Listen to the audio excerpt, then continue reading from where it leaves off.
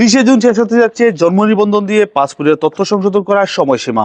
অর্থাৎ গত বছর 2025 সালের জুন মাস থেকে 2024 সনের 30 জুন পর্যন্ত বাংলাদেশ সরকার থেকে বলা হয়েছিল যে সমস্ত প্রবাসীদের জন্ম নিবন্ধনের সাথে পাসপোর্টের মিল নেই, তথ্যগত অমিল রয়েছে, তারা চাইলে এই জন্ম নিবন্ধন দিয়ে শুধুমাত্র তারা তাদের পাসপোর্টের তথ্য সংশোধনগুলো করতে পারবেন। কেননা বাংলাদেশ সরকারের আইন অনুযায়ী পাসপোর্টের তথ্য শুধুমাত্র ভোটার আইডি কার্ড দিয়ে করা সম্ভব 18 বছরের ঊর্ধ্বে যারা রয়েছেন। কিন্তু বাংলাদেশ সরকার প্রবাসীদের জন্য এই সুযোগটি নিয়ে এসেছিল যে জন্ম নিবন্ধন দিয়েও আপনি চাইলে আপনার পাসপোর্টের যে তথ্য রয়েছে বাবা মা নিজের নামের বা জন্ম তারিখ বা জন্মস্থানের যে সংশোধনী রয়েছে সেগুলো কিন্তু করে নিতে পারতেন। কেননা অনেক প্রবাসীদের ভোটার আইডি কার্ডের সাথে পাসপোর্টের মিল নাই, সেক্ষেত্রে কিন্তু বাংলাদেশ সরকার এই সুযোগটি দিয়েছিল। তবে 30 জুন অর্থাৎ আমি যখন আজকে এই ভিডিওটি শ্যুট করছি আজ হচ্ছে এপ্রিল মাসের 22 তারিখ।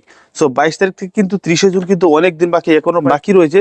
সো আপনারা অবশ্যই এই সময়সীমার ভিতরে আপনি যেই দেশ অবস্থান করেন না কেন, দুবাই, কাতার, ওমান, সৌদি আরব, বাহরাইন বা অন্য যে কোনো দেশে, অর্থাৎ বাংলাদেশি যে সমস্ত কমিউনিটি রয়েছে, যে সমস্ত দেশে আপনারা প্রবাসী হিসাবে রয়েছেন, সেই দেশের অ্যাম্বাসি থেকে আপনারা জন্ম নিবন্ধন দিয়েও আপনারা আপনাদের পাসপোর্টের যে তথ্যগুলো রয়েছে সেগুলো হালনাগাদ করতে পারবেন।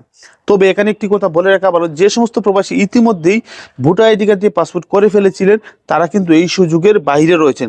যদিও প্রথম থেকে কিন্তু জন্ম নিবন্ধন দিয়েও আমরা অনেকের যে সমস্ত পাসপোর্টের ভোটার আইডি কার্ড দিয়েও করা ছিল সেগুলো কিন্তু সংশোধন করিয়ে দিয়েছিলাম, কিন্তু জানুয়ারি 2024 সাল থেকে কিন্তু সেই সুযোগটি কিন্তু সরকার তুলে নেয়।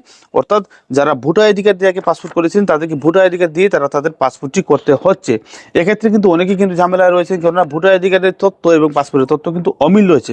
তবে লাকি হচ্ছে তারা যারা ইতিমধ্যে সেটি করে ফেলেছে বা যারা জন্ম নিবন্ধন দিয়ে পাসপোর্ট করেছিল কিন্তু জন্ম নিবন্ধনের সাথে পাসপোর্টের তথ্যগত অমিল রয়েছে, তারা কিন্তু জন্ম নিবন্ধনের যে তথ্য রয়েছে সেগুলো দিয়ে কিন্তু যারা করে নিতে পারছে। তবে আপনাদের উদ্দেশ্যে বলে রাখা ভালো, 30 জুনের পরেও কিন্তু আপনারা জন্ম নিবন্ধন দিয়ে আপনাদের পাসপোর্টের যে অনলাইনগুলো রয়েছে বা পাসপোর্ট সেগুলো কিন্তু আপনারা করতে পারবেন।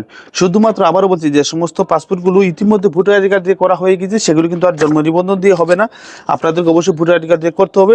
তবে যারা এখনও জন্ম নিবন্ধন দিয়ে আগে পাসপোর্টগুলো ছিল তারা চাইলে পাসপোর্টের যে তথ্য রয়েছে সেগুলো অনুসরণ করে জন্ম নিবন্ধন তৈরি করে নিয়ে আসবেন। অবশ্যই আপনারা জন্ম নিবন্ধন দিয়ে আপনাদের পাসপোর্টগুলো করতে পারবেন। অনেক প্রবাসীরা হয়তো এই বিষয়টা জানে না যে 30 জুনের পরে জন্ম নিবন্ধনের তথ্য অনুসারে বা জন্ম নিবন্ধন দিয়ে কিন্তু আর পাসপোর্টের যে তথ্যগুলো রয়েছে সেগুলো সংশোধন করতে পারবেন না। তো ভিডিওটি বেশি বেশি করে শেয়ার করে দিবেন, কারণ অনেক প্রবাসীরা কিন্তু এই বিষয়গুলো জানেন না। সো তাদের কাছে পৌঁছে দিলে তারা হয়তো তাদের যে জন্ম নিবন্ধন রয়েছে সেটি দিয়ে তারা তাদের পাসপোর্টটি করে ফেলতে পারে। অন্যথায় দেখা যাবে অনেক প্রবাসীদের ভোটার আইডি কার্ডের সাথে পাসপোর্টের মিল নাই, তথ্যগত অমিল রয়েছে, সেক্ষেত্রে কিন্তু অনেকেই ঝামেলায় পড়তে পারেন। আসসালামু আলাইকুম।